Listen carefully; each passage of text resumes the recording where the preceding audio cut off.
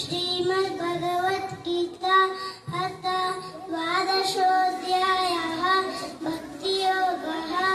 अर्जुन उवाच एवं सततयुक्ताये भक्तस्त्वां पर्युपासते ये चाप्याक्षरमव्यक्तं तेषां के योगवित्तमः। श्रीभगवानुवाच मय्यावेश्य मनो ये मां नित्ययुक्ता उपासते श्रद्धया परयोपेताः ते मे युक्ततमा मताः।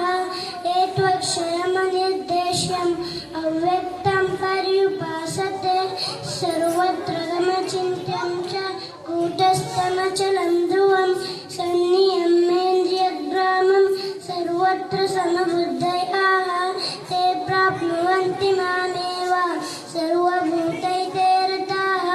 क्लेशोऽधिकतरस्तेषाम् अव्यक्तासक्तचेतसाम् अव्यक्ता हि गतिर्दुःखं देहवद्भिरवाप्यते।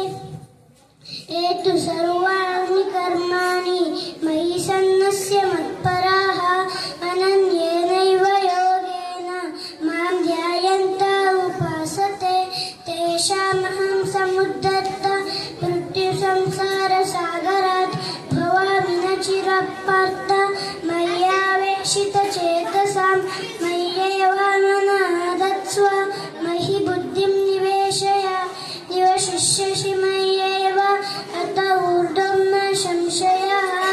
अथा चित्तं समाधातुं न शक्नोषि मयि स्थिरम् अभ्यासयोगेन ततः मामिच्छाप्तुं धनञ्जय अभ्यासेऽप्यसमर्थोऽसि मत्कर्म परमो भव। मदर्थमपि कर्माणि कुर्वन् सिद्धिमवाप्स्यसि अतैतदप्यशक्तोऽसि कर्तुं मद्योगमाश्रितः।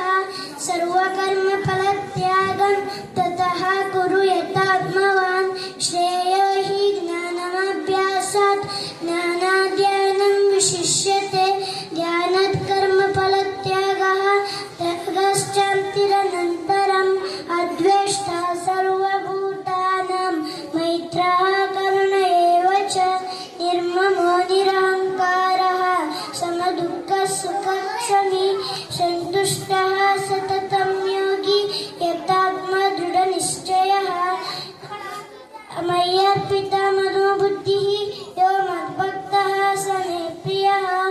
ॐ तत्सत् इति श्रीमद्भगवद्गीतासु उपनिषत्सु ब्रह्मविद्यायां योगशास्त्रे श्रीकृष्णार्जुनसंवादे भक्तियोगो नाम द्वादशोऽध्यायः। श्रीकृष्णार्पणमस्तु।